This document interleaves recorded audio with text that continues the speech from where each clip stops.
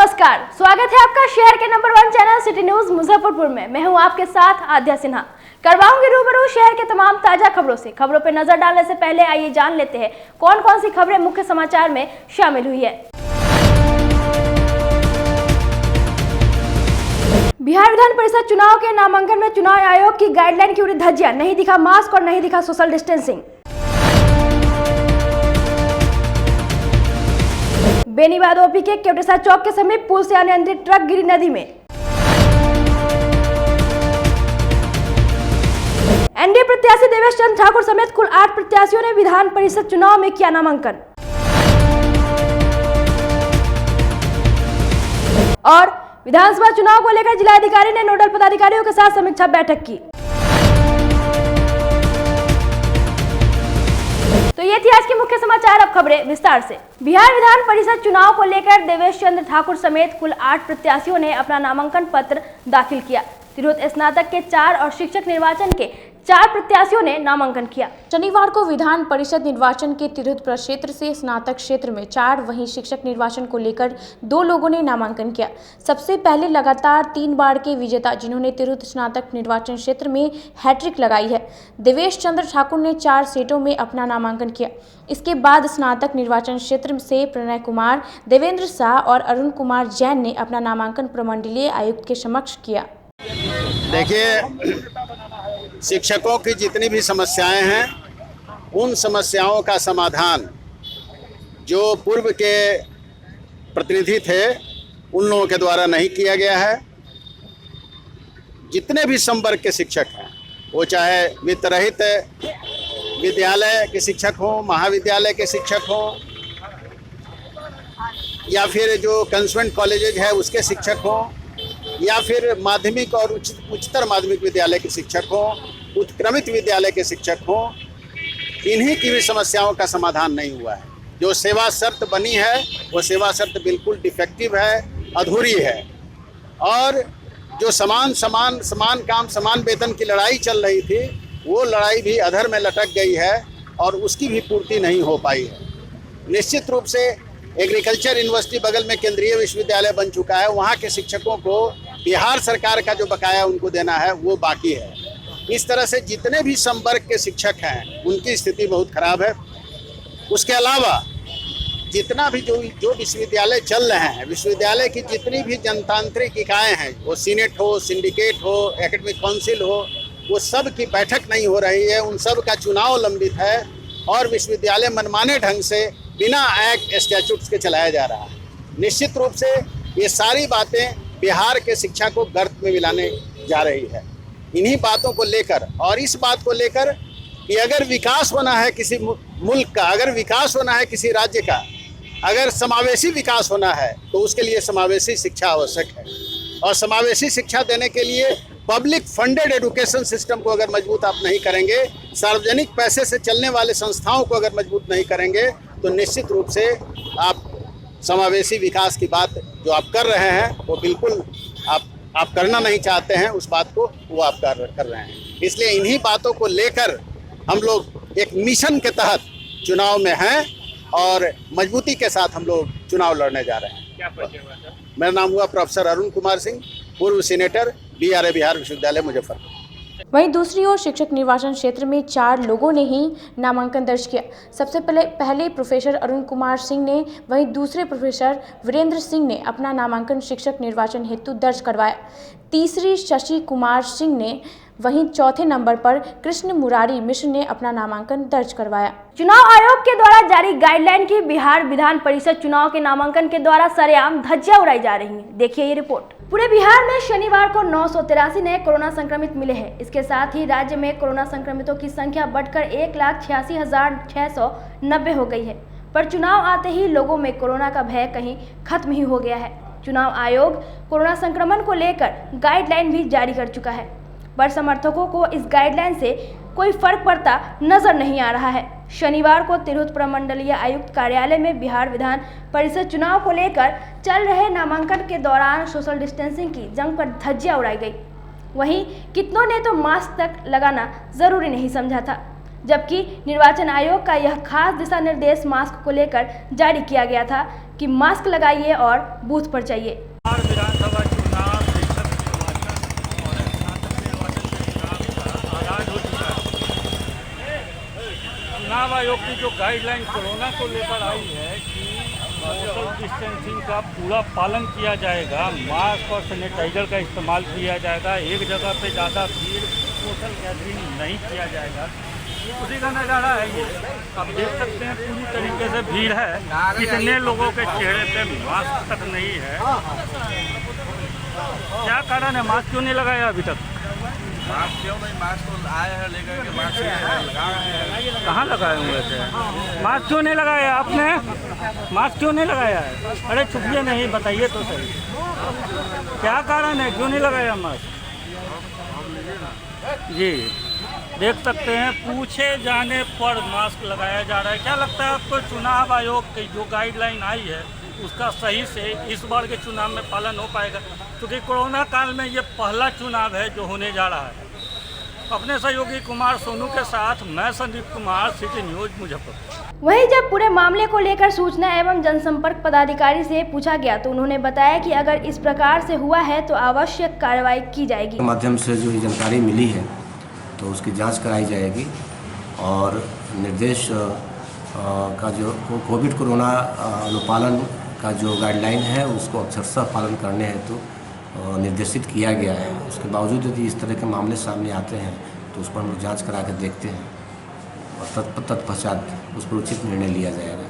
Benibad OP क्षेत्र के केवटसा चौक के समीप ट्रक अनियंत्रित होकर नदी में पलट गई, बाल बाल बचे ड्राइवर और खलासी। गायघाट थाना अंतर्गत बेनीबाद ओपी क्षेत्र के केवटसा चौक के समीप मुजफ्फरपुर दरभंगा NH57 मुख्य मार्ग पर एक ट्रक अनियंत्रित होकर पुल की रेलिंग तोड़ते हुए पानी भरे गड्ढे में जा गिरी। इस घटना में चालक और खलासी के घायल होने की बात बताई जा रही है। घटना के बाद मौके पर स्थानीय लोगों की भीड़ उमड़ पड़ी, जिसके बाद स्थानीय लोगों की मदद से पुलिस ने इलाज के लिए अस्पताल में भर्ती करवाया है।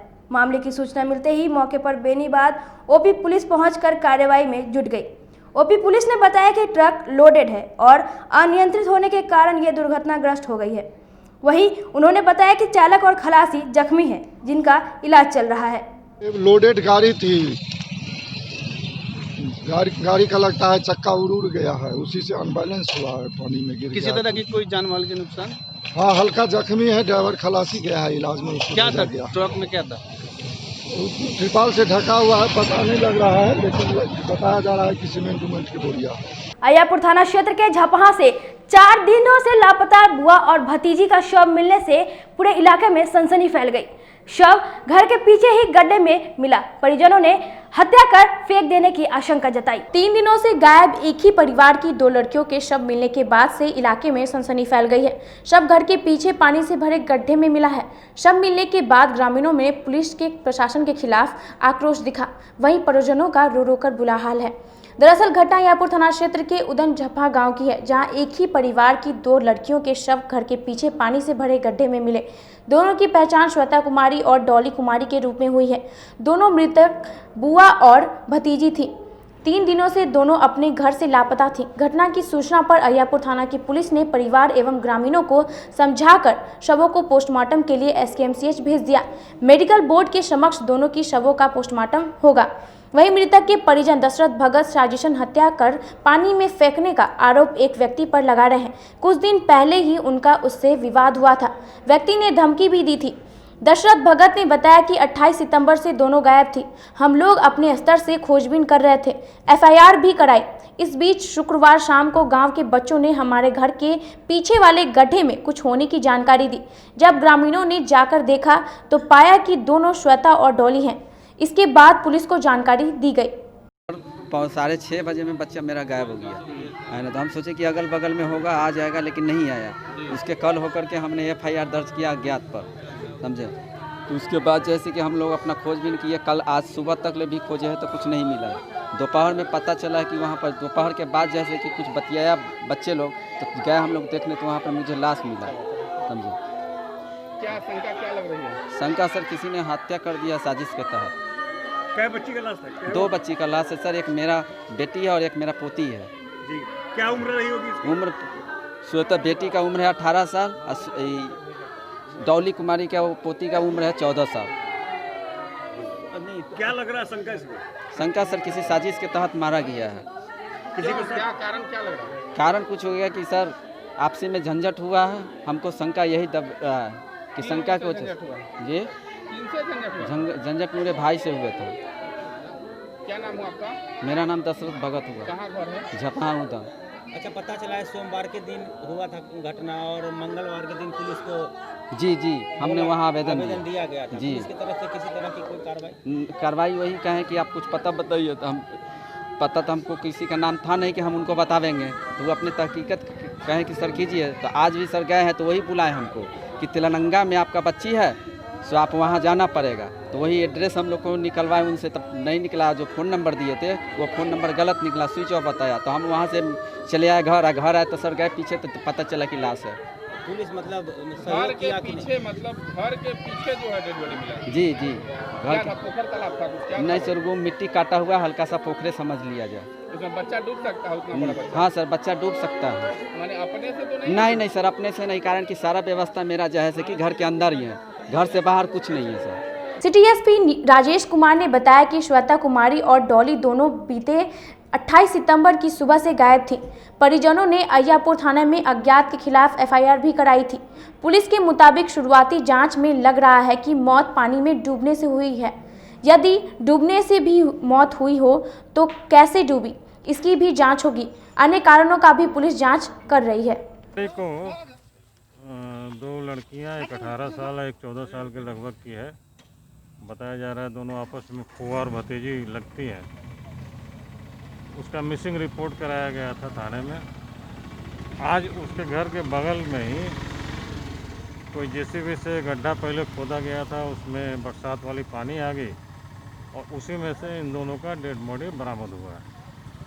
ये उनके घर के पास का ही है। अब किस परिस्थिति में वहाँ डूबी हैं, कैसे वहाँ तक गई, ये अभी अनुसंधान का विषय है। पुलिस इन पहलुओं पर जांच कर रही है। क्योंकि घटनास्थल क्योंकि घटनास्थल उनके घर के पास का ही है, इसलिए कोई बहुत गंभीर बात तो नहीं अभी समझ में आ रही है।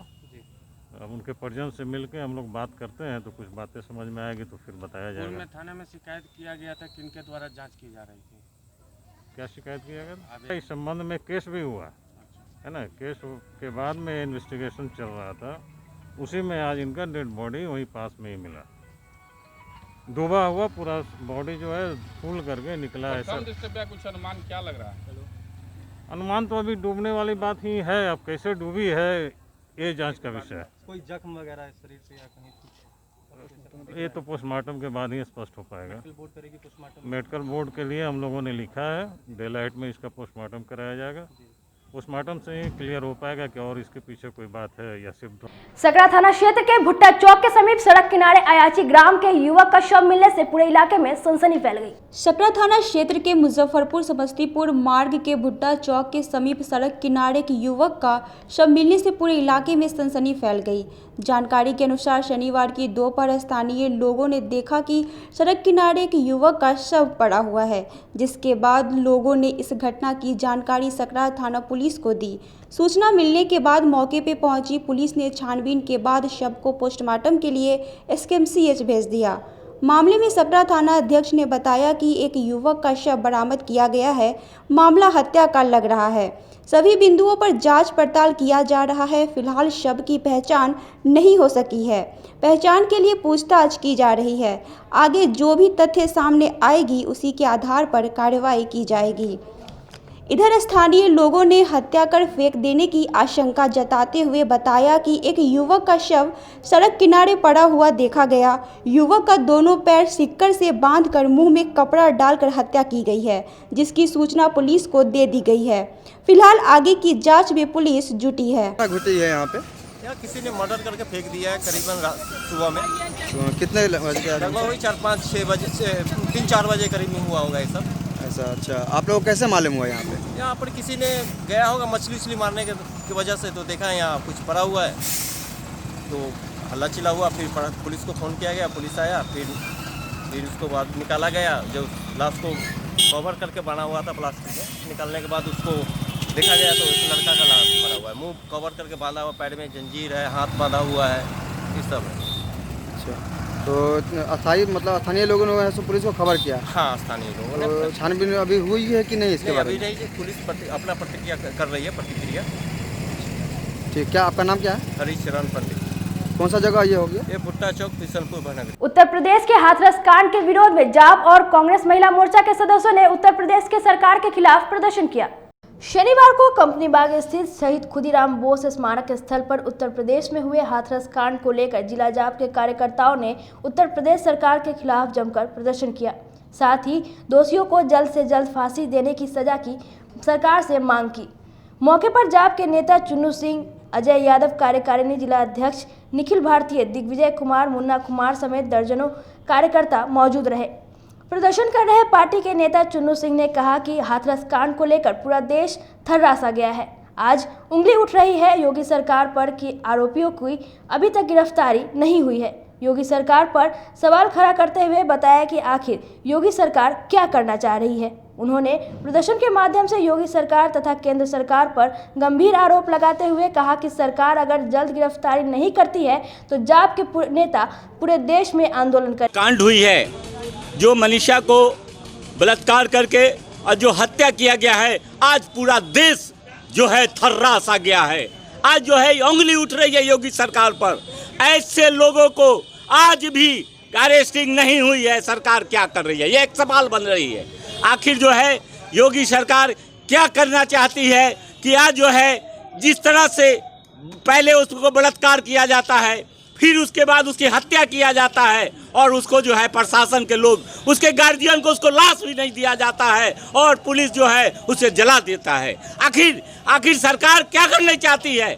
ये जो है आज पूरे जो हिंदुस्तान में जिस तरह का काम चल रहा है, हमको लगता है केंद्र सरकार और यूपी राज्य सरकार ये सब जिस तरह से काम कर रही है, हमें लगता है कि ये लोग सब मिली भगत है और जिस तरह से काम कर रही है आज निकम्मी हो गई है। यह सरकार को हम लोग आज विरोध करते हैं और हम लोग ये कहना चाहते हैं कि ऐसे हत्यारों की फांसी होनी चाहिए। ऐसे हत्यारों को खुला घूमने का कोई ये नहीं है। आज जो है एक ऐसी मैसेज जानी चाहिए कि यह दोबारा ये गलती ना करे। अगर ऐसा नहीं करता है तो जाप जो है पूरी भारत में आंदोलन करेगा, हर गली गली में आंदोलन करेगा, हर शहर में करेगा, हर कस्बा में करेगा। जब तक उसे फांसी नहीं मिल जाती है तब तक हम लोग हर जगह करेंगे। वहीं दूसरी ओर जिला कांग्रेस कार्यालय में भी हाथरस कांड के विरोध में कांग्रेस की महिला सदस्यों ने यूपी सरकार के खिलाफ प्रदर्शन किया। कांग्रेस की महिला सदस्यों ने हाथरस कांड पर निंदा करते हुए कहा कि इसमें हर हाल में पीड़ित परिवार को न्याय मिलना ही चाहिए। पिछले दिनों उत्तर प्रदेश के हाथरस के निर्भया के साथ जो कुछ भी दरिंदगी करके और उनकी हत्या कर दी गई, इसके विरोध में आज महिला जिला कांग्रेस कमेटी मुजफ्फरपुर के द्वारा मौन धारण करते हुए इसके विरोध में न्याय की मांग कर रहे हैं। और साथ में उत्तर प्रदेश में जो पिछले दिनों राहुल गांधी जी के द्वारा जो पीड़िता के घर जाकर के उनके घर की सुधी लेना चाह रहे थे, उनके द्वारा जो प्रशासन के द्वारा सरकार के आला अफसरों के इशारे पर जिस प्रकार से गिरेबान में हाथ लगाने की ताकत की है, ये कहीं ना कहीं लोकतंत्र को डराने की और कुचलने की साजिश है। जिला कांग्रेस कमेटी इसकी कड़े शब्दों में निंदा करती है और अविलंब दोषी पदाधिकारियों एवं संबंधित अधिकारी जो इस कार्य में लगाए गए हैं उनको अविलंब निलंबन किया जाए और साथ ही पीड़ित मनीषा को अविलंब न्याय दिया जाए। इसी मांग को लेकर के आज पूरी महिला जिला कांग्रेस कमेटी यहाँ उपस्थित है। आप इनके माध्यम से इनकी विचारों को जान सकते हैं। ये सभी लोग पुरजोर तरीके से मनीषा के न्याय के लिए और जब तक न्याय न मिले तब तक संघर्ष करने को संकल्पित है। अब वक्त हो चला है एक छोटे से ब्रेक का, कहीं मत जाइएगा, बने रहिए सिटी न्यूज मुजफ्फरपुर के साथ। कैरियर अचीवर्स आपके विश्वास पर खरा उतरने वाला कोचिंग संस्थान है। हमारे यहाँ मेडिकल, IIT, JEE तथा फाउंडेशन की तैयारी भी कराई जाती है। इसके अलावे exclusive batch JEE mains, advance की भी क्लासेस चलाई जाते हैं। छात्र छात्राओं को 100% स्कॉलरशिप की भी व्यवस्था है। यहाँ से कितने छात्र छात्राएं सफलता की सीढ़ी चढ़ चुके हैं।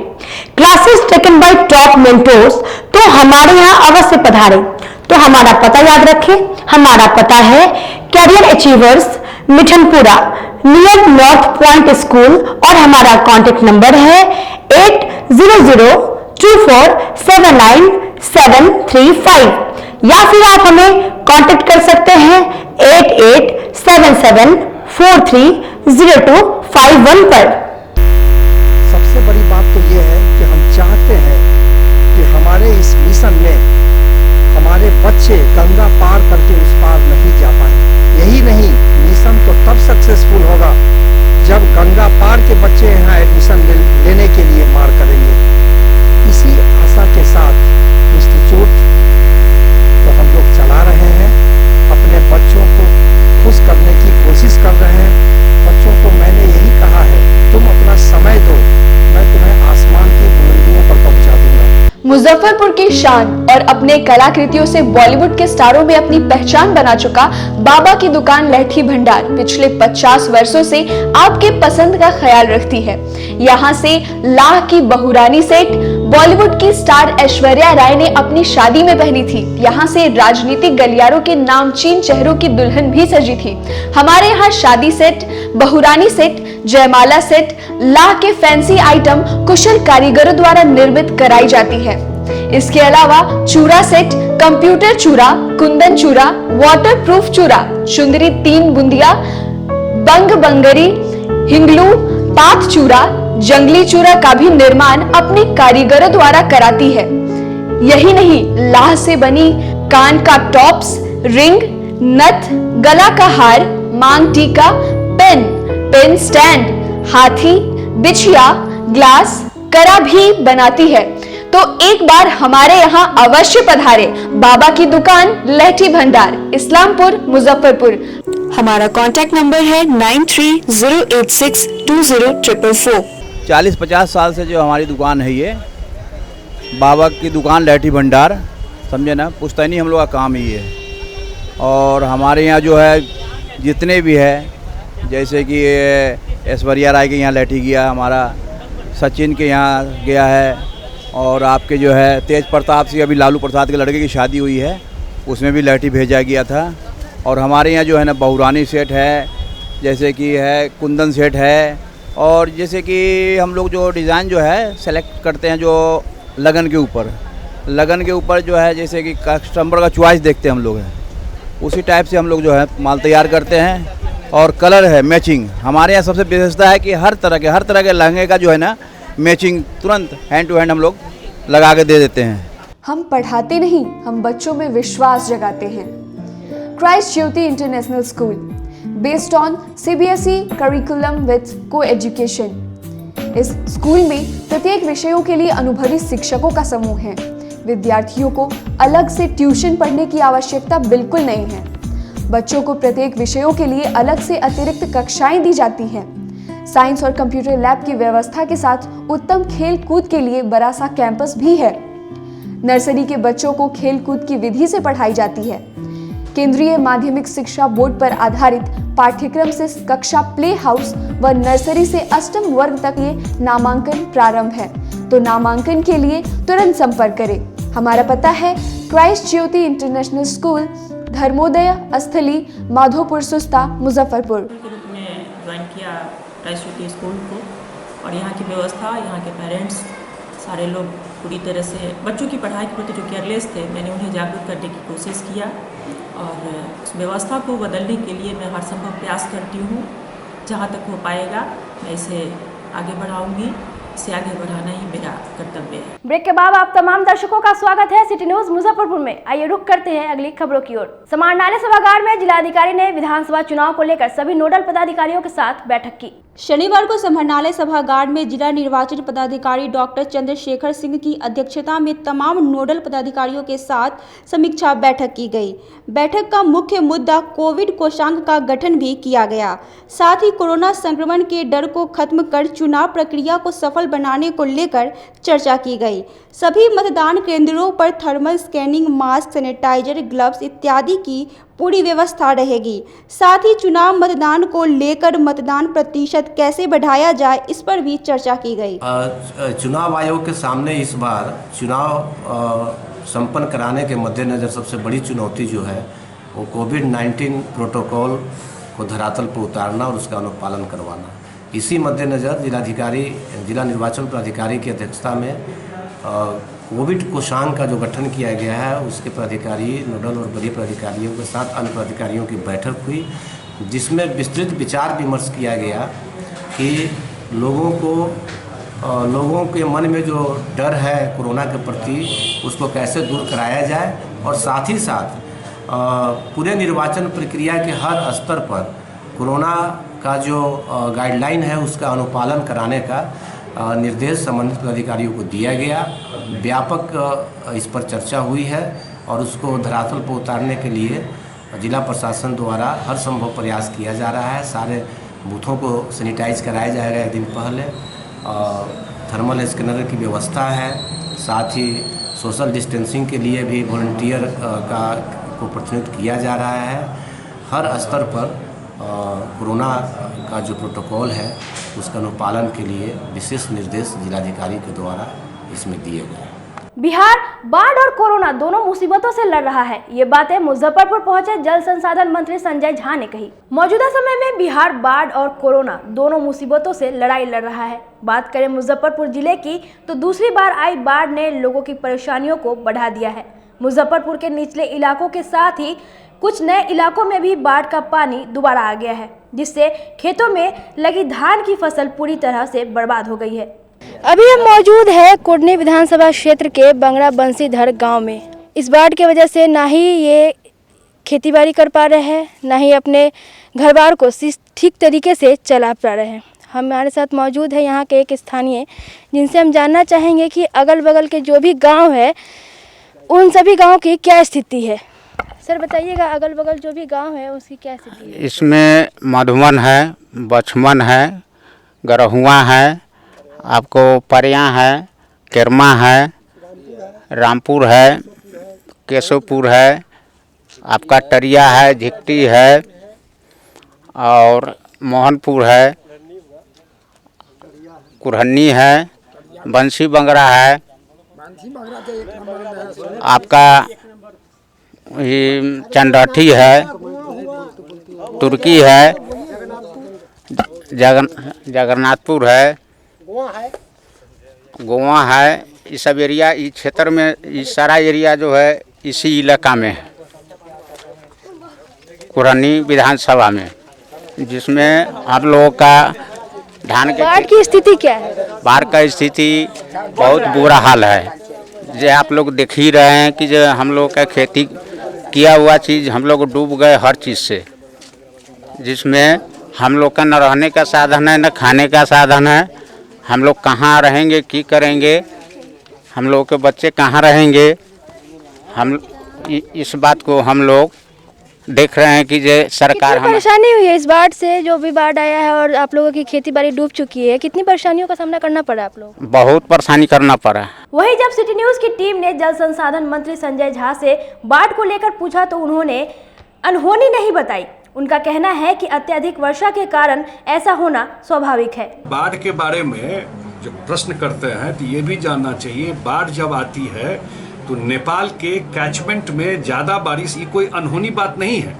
ये तो मुंबई डूब जाता है और जयपुर डूब जाता है और दिल्ली डूब जाता है, पटना भी डूब जाता है, पटना भी डूब जाता है। उसके कैचमेंट में और बूढ़ी गंडक में टाइम लगता है पानी को निकलने में भी, 1 वीक 7 दिन 8 दिन निकलता है। उसके कैचमेंट में काफ़ी बारिश हुई है, 250 mm बारिश हुई है, फ्लैश फ्लड टाइप आया है जो स्पीड में जो आता है, और यहाँ से लेकर के, और इसी के लिए अभी विभाग ने और नीतीश कुमार जी ने जो बागमती योजना फेज 3B और 5A सैंक्शन कर दिया, टेंडर हो गया।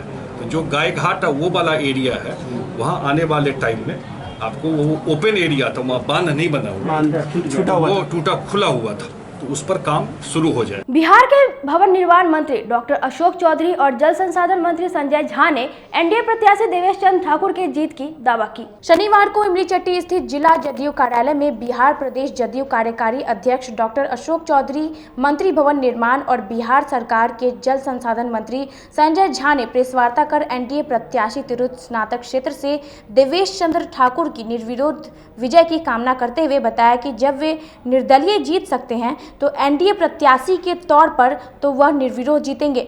नीतीश कुमार के नाम पर हम विधानसभा और विधान परिषद दोनों क्षेत्रों में विजय प्राप्त करेंगे। चंद ठाकुर जी जो तिरहुत स्नातक निर्वाचन क्षेत्र से विधान परिषद के उम्मीदवार हैं, उनके नॉमिनेशन में हम लोग शामिल होने आए हैं। पटना से हमारे साथ संजय झा जी, माननीय मंत्री जल संसाधन, पार्टी के नेता, हमारे जिला अध्यक्ष, हमारे पटना मुजफ्फरपुर के महानगर अध्यक्ष और पार्टी के विधायक अशोक चौधरी जी और देवेश जी खुद भी मौजूद हैं। देवेश जी का एक लंबा राजनीतिक तिरहुत के इलाकों में लंबा एक राजनीतिक करियर है और लंबे समय तक वो बराबर इंडिपेंडेंट भी जीत करके आए हैं। एक मजबूत व्यक्तित्व है इनका और सभी जाति धर्म के लोगों को अपने साथ लेकर के चलने का काम इलाके में करते हैं। इलाके में डेवलपमेंट का जो विकास का इश्यूज होता है, विधान परिषद से लेकर के माननीय मुख्यमंत्री के यहाँ जोरदार तरीके से उठाते रहे हैं और इसीलिए पार्टी ने इस बार इनको उम्मीदवार भी यहाँ से बनाया है और हम उम्मीद करते हैं कि यहाँ पर जो चुनाव है वो एक तरफा चुनाव है इनके व्यक्तित्व के कारण और नीतीश जी का जो चेहरा है उससे भारी बहुमत से इस चुनाव को जीतने का काम करेंगे। वही विधानसभा चुनाव को लेकर उन्होंने कहा कि एनडीए में तो नीतीश कुमार का चेहरा आगे है, महागठबंधन बताए कि उनका सीएम कैंडिडेट होगा कौन। राजनीतिक जब गठबंधन होते हैं तो हर एक राजनीतिक दल अपने तरीके से अपनी बातों को रखता है, लेकिन नीतीश कुमार का चेहरा अकेला इस देश में ऐसा व्यक्तित्व है जिसको बिल गेट से लेकर दलाई लामा तक उनकी भूरी भूरी प्रशंसा करते हैं। हम समझते हैं कि ये लोग नॉन पॉलिटिकल लोग हैं और इन लोगों ने नीतीश कुमार के व्यक्तित्व की चर्चा की है बार बार अपने कहीं न कहीं प्रेस कॉन्फ्रेंस में या उनके बारे में विचार व्यक्त किए हैं। तो ये जो क्रेडिबल फेस है इस दुनिया में, चेहरा जिनको बोलते हैं नॉन पॉलिटिकल क्रेडिबल जो चेहरा है, वो नीतीश कुमार की भूरी भूरी प्रशंसा करते हैं। जिला भाजपा कार्यालय में जिला सहकारिता प्रकोष्ठ की विधानसभा चुनाव को लेकर अहम बैठक की गई। शनिवार को जिला परिषद मार्केट स्थित भाजपा जिला कार्यालय में जिला सहकारिता प्रकोष्ठ के द्वारा बिहार विधानसभा चुनाव में सहकारिता प्रकोष्ठ की भागीदारी को लेकर अहम बैठक की गई। बैठक में जन जन की पुकार आत्मनिर्भर बिहार कार्यक्रम को लेकर चर्चा की गई। प्रकोष्ठ के प्रदेश संयोजक भास्कर सिंह ने बताया कि गुजरात महाराष्ट्र के तर्ज पर बिहार में भी सहकारिता सहयोग के द्वारा बिहार को विकास के योगदान दिया जाएगा। आज हम लोग जन जन की पुकार आत्मनिर्भर बिहार इस कार्यक्रम के तहत भारतीय जनता पार्टी सहकारिता प्रकोष्ठ के द्वारा सहकारी बंधुओं के बीच आयोजित किया गया है। मैं पैक्स अध्यक्ष, व्यापार मंडल के अध्यक्ष, बोर्ड के डायरेक्टर, बैंक के ऐसे हमारे जो भारतीय जनता पार्टी से के विचार से जिनकी विचार मेल खाती है और जो हमारे पार्टी के कार्यकर्ता हैं, ऐसे लोगों के बीच ये आत्मनिर्भर बिहार का कार्यक्रम रखा गया है। इस रूप में जिस प्रकार से आरजेडी और कांग्रेस के समय में भ्रष्टाचार की गंगोत्री को ला करके जितनी भी प्रकार की सहकारी संस्थाएं थी सबको समाप्त कर दिया गया था, मृतप्राय हो गया था, सुपरसीड हो गया था। पहली बार एनडीए की सरकार के द्वारा बिहार निर्वाचन प्राधिकार को गठित करके लोकतांत्रिक ढंग से दलित, अति पिछड़ा, पिछड़ा, महिला, इन सारे लोगों को समिति के प्रबंधकारिणी समिति में आरक्षण दे करके लोकतांत्रिक ढंग से चुनाव करा करके सहकारी आंदोलन को, सहकारिता को जीवित करने का कार्य राष्ट्रीय जनतांत्रिक गठबंधन के द्वारा बिहार में हुआ है। साथ ही साथ सहकारिता के क्षेत्र में जिस प्रकार से अपनी सरकार काम किया है उस विषय को भी आज के इस कार्यक्रम में हम लोग को रखने वाले हैं। साथ ही साथ आने वाले चुनाव में जिस प्रकार से महाराष्ट्र में, गुजरात में शासन की दिशा और दशा सहकारिता के माध्यम से तय होती है, किसानों के माध्यम से तय होती है, मजदूरों और महिलाओं के माध्यम से तय होती है, कामगारों के माध्यम से तय होती है। आने वाले समय में सहकारी बंधु बिहार की दिशा और दशा तय करेंगे। इसके लिए भी आज हम लोग बैठे हैं। आज के लिए बस इतना ही। कल फिर मिलेंगे कुछ नई खबरों के साथ। तब तक मुझे और मेरे पूरे न्यूज टीम को दीजिए इजाजत। नमस्कार।